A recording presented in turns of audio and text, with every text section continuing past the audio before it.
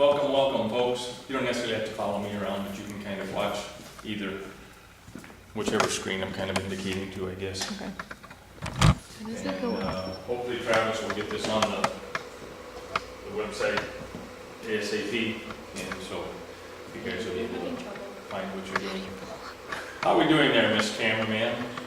I don't know how to lift the stick You shouldn't up. have to lift it up. I think if you just pivot it left or right, that's all I'm gonna care about. Okay. Just try and get either this, I'll be here, this, I'll be here, I'll be here, I'll be over there. I'm gonna start right here over here. How's that sound? It doesn't go that way. Wait, never mind, it does. You got it. Oh, and now, okay, it goes like that Yeah, too. you shouldn't need to pivot it too much. All right. Yesterday, we talked about intercostals. Where are the intercostals? Ribs. Between ribs, ribs. from rib to rib. Okay. I had to have a little discussion with St. Ed, or with senior high this morning. Some of them have not quite learned how to play the game yet, have not quite learned how to study. And so we had some discussion there in terms, and they did fine. I guess I could show you the grade distribution sheet of the 41-ish, 42-ish students or something that I have over there.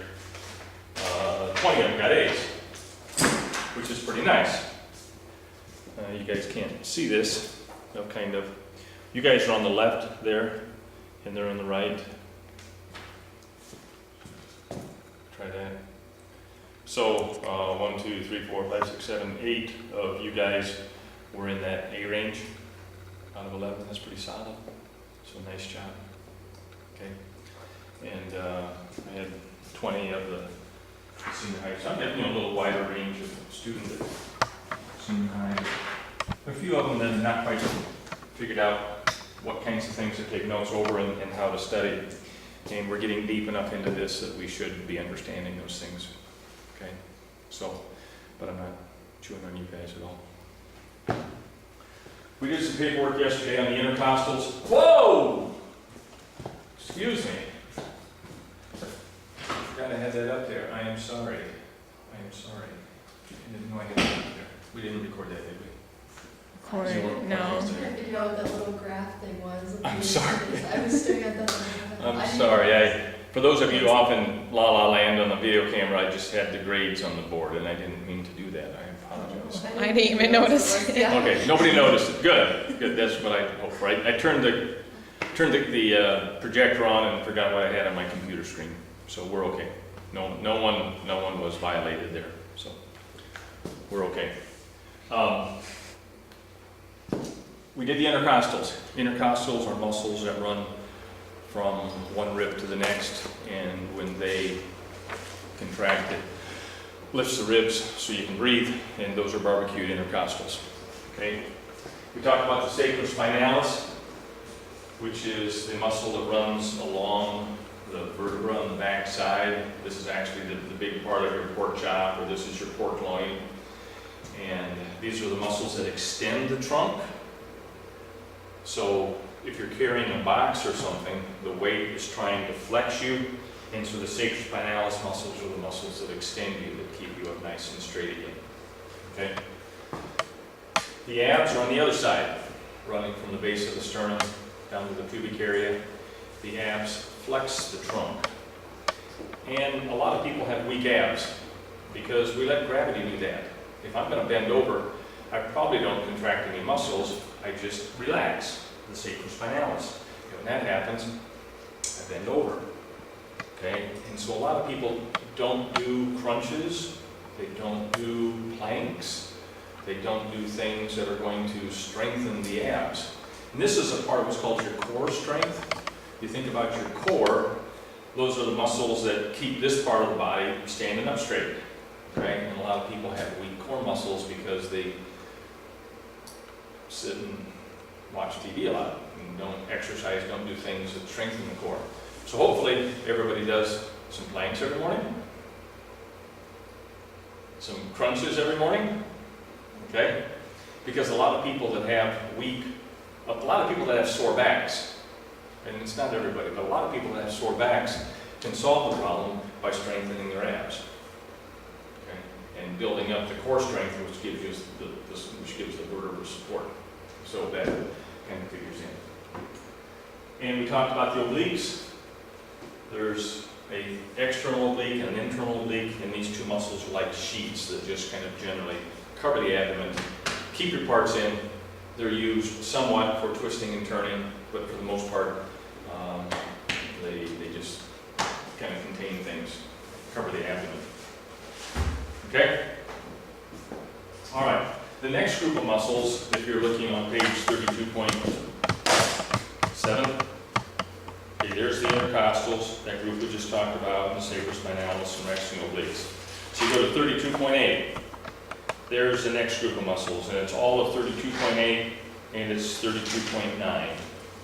And those are the next muscles we're going to identify. And we're at the point now where you know what we're doing, you know how to play the game, you know how to study, you know how to take notes, hopefully. And so this session should be a little bit easier. This test will probably be late next week sometime. And then after that, we'll go back and do the human muscles. And the human muscles will be diagrams of people. That will not give you any problem. Okay? The second part of the test that will be a little bit more of an issue is name a muscle you would use to do the following action. This is not on this next test, but the test after the next one, on the human muscle test. Name a muscle you'd use to do the following action. I'll say something like, you're going to climb a ladder. So you think about as you climb a ladder, what muscle would you use for the action at the shoulder? Okay? And what muscle is that, for example? Yeah, it's your pecs. Give me a straight arm. Okay, now pretend you're climbing a ladder. Okay, and I'm going to hold you here. Okay, can you feel the pecs working? No.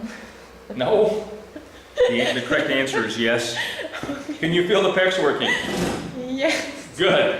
Can you feel the lats working? Sure. I only have one boy and he's not here and I'm not going to beat on a girl, but anyhow, as you can't just pull it down like this. You have to lock it against something, so which is why I grab your arm. Okay? But if we just pretend if I'm doing this, and if I just take it a little further, I'm pulling down on the ladder, or I'm pulling my body up as I climb the ladder, and you can feel the pecs working, and you can feel the lats working, and what action is that? Adducting. Adducting the arm, and those are muscles that adduct the arm.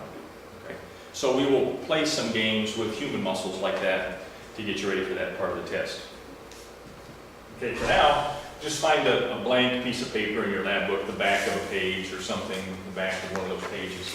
And let's make a chart, and across the top of the chart, you're going to say hip, then you're going to say knee, then you're going to say ankle, and I'll try and write large enough so that you guys can read it over there out in video land. I'm sure this video is going to go viral soon. I'm sure it'll go viral. Okay. So across the top is hip, knee, and ankle.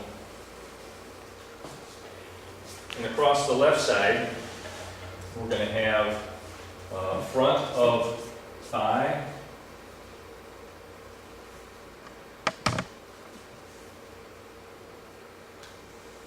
and we're going to have back of thigh,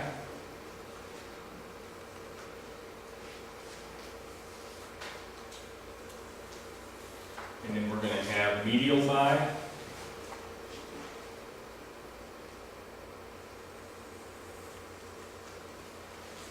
and then we're going to have lateral thigh,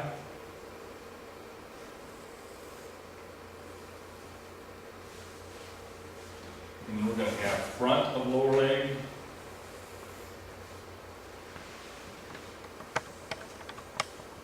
and then we're going to have back of lower leg.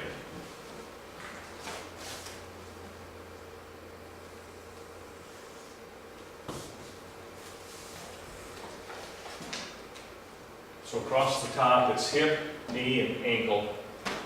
And down the left side, it's front of thigh, back of thigh, medial thigh, lateral thigh, front of lower leg, and back of lower leg.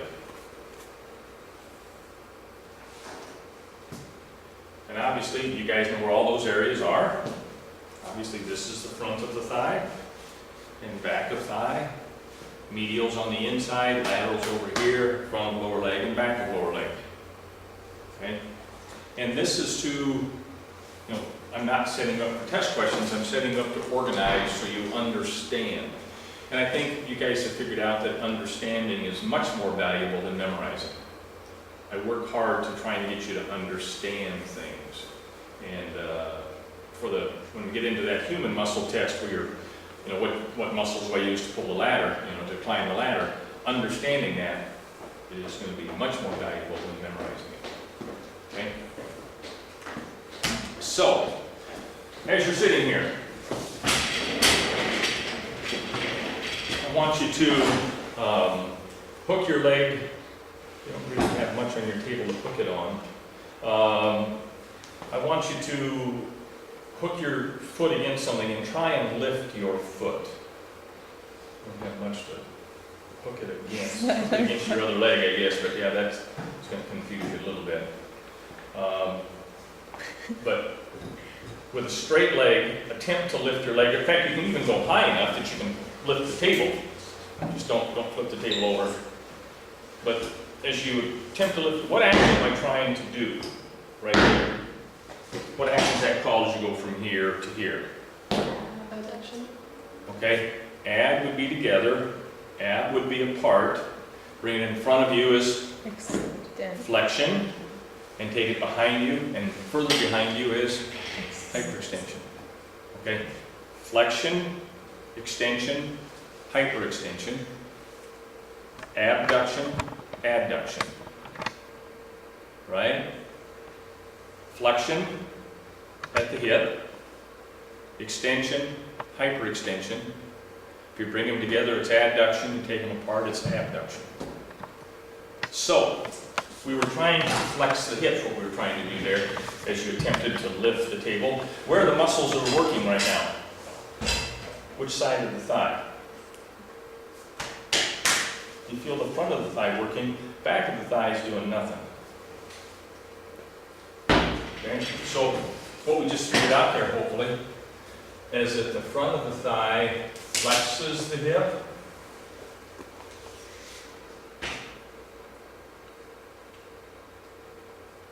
The muscles at the front of the thigh flex the hip. Now, a lot of these muscles cross more than one joint.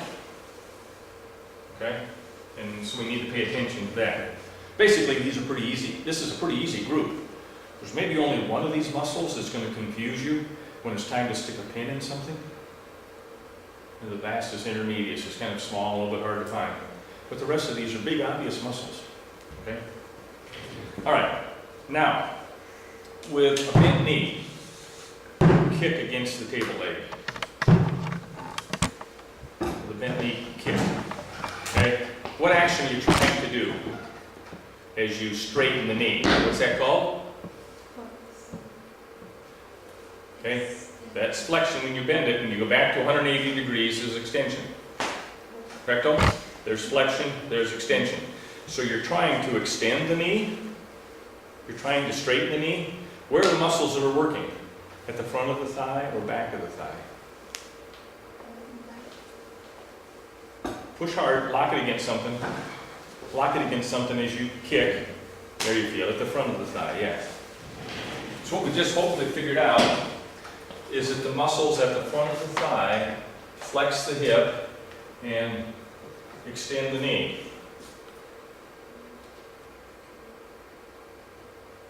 Muscles at the front of the thigh flex the hip and extend the knee. Okay? Now, with a straight leg, push down on the floor. With a straight leg, push down on the floor. And where are the muscles that are working? Front of the thigh is doing nothing. Push. You feel the back of the thigh working? Okay? The back of the thigh. What action are you trying to do as you push down on the floor, or even go further than that? You're trying to extend and hyperextend. Yeah.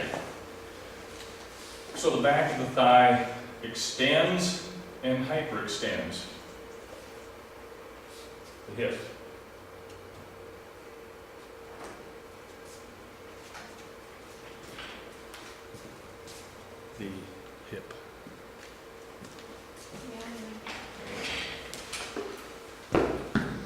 Okay? Now, put your heel against the chair and attempt to flex your knee. Bend your knee. I don't know where's the camera going? Was it? Okay, here we go. Push your heel against your chair and attempt to bend the knee that way. Where the muscles are working, front of the thigh or back of the thigh? Back of the thigh. Okay? So, the back of the thigh flexes the knee. The back of the thigh flexes the knee. Flexes the knee. Okay?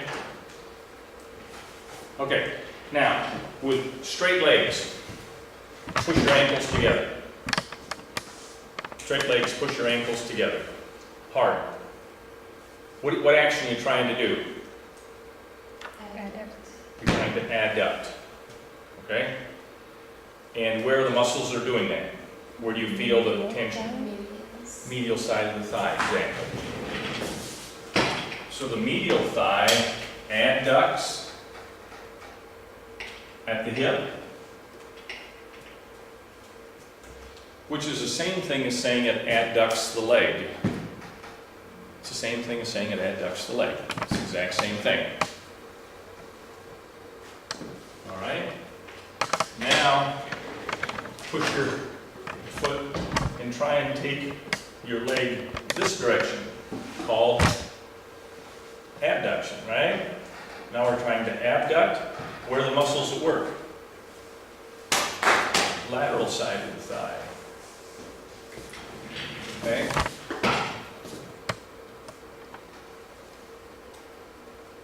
So the lateral thigh abducts.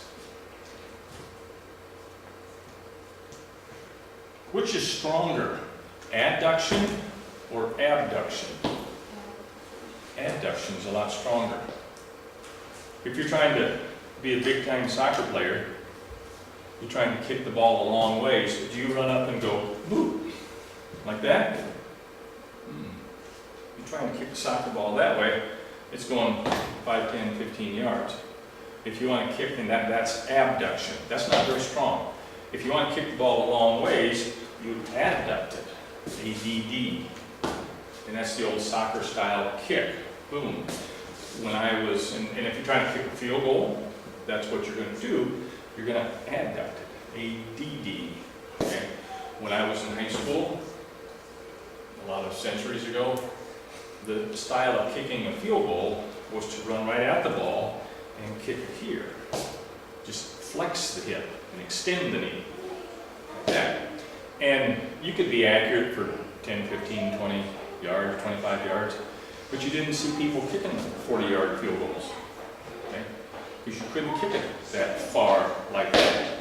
Now, when people are kicking off, when people are kicking a 40, 50-yard field goal, they adduct, which is a lot stronger. And that's an old soccer style kick. Okay? These muscles do a couple other things. On the cat, flexing the knee is very strong. Flexion of the knee is very strong as the cat runs. So some of these muscles also flex the knee, and some of these muscles also flex the knee. And that's going to make more sense once we actually see it on the cat.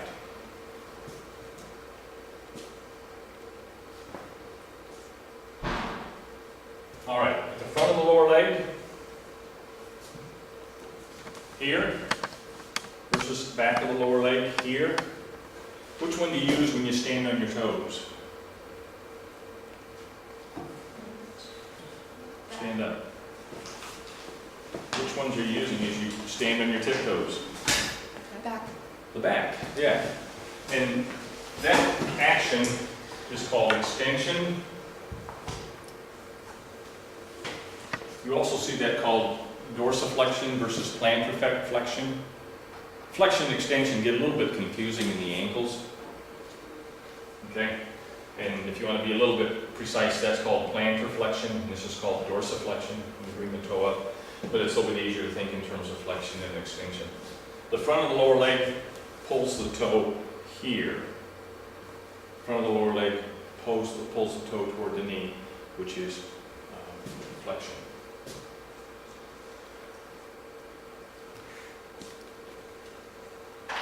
The cat does not stand on its heels like we do. Here's the cat's heel. And this cat's kind of even crouching a little bit. If this cat's standing up straight, it's standing on its tiptoes all the time. Cats walk around on its tiptoes, okay? Which gives it a lot of strength, gives it a lot of jump. Is it a big deal for a cat to jump from there to here? Not if it's a young cat, they pop right up there. I remember being at my son's, at that time, girlfriend's house, now it's his wife, and she's fixing a dinner for us, and we're sitting out in the dining room kind of thing eating, and I look out and here's this cat walking across the kitchen cupboard. You know, there's food and stuff. I said, Lindsay, your cat's up on the counter out there. Oh yeah, that naughty cat. They just pop right up there and help themselves to whatever's on the kitchen counter. And the reason they can pop up there so high is because they have huge calves which extend the ankles. What's the difference between running and jogging?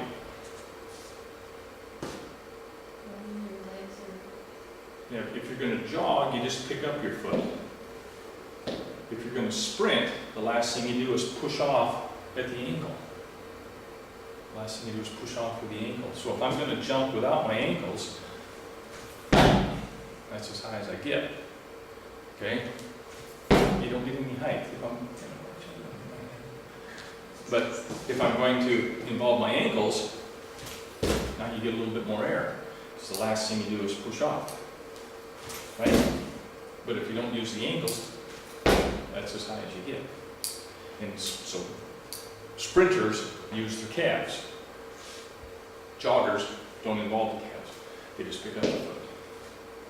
Make sense? So running is a front of the thigh, back of the thigh thing. Running flexes the hip and extends the knee. That's front of the thigh. The second part of running is here and here. You extend, hyperextend the hip, and flex the knee. That's back of thigh. So running, front of the thigh, flexes the hip, extends the knee. That's that. Back of the thigh, extends, hyperextends the hip, and flexes the knee. There. Okay? And so you need to keep that in mind. Front of the thigh, back of the thigh. Front of the thigh, back of the thigh. In general, what are these muscles called? In general, these are your quads. In general, these are hamstrings. So it's quadricep, hamstrings. Quadriceps, hamstrings as you run. Okay? How long do we get to stay today? 11:14, we're about there. Okay? So we will get the kitty cats out tomorrow, we'll identify some tomorrow and move on from there. So, thank you. You're welcome to tell your classmates goodbye. Bye. I just say hi to Megan. You want to say hi here? No, and Oh, you want to say hi. Well, she's Looks like she's saying hi no matter what. and no. And I'm trying to get back here. Hi. Hello. Hi. Ashley. Where are you, Ashley? All right, we're going to set you off.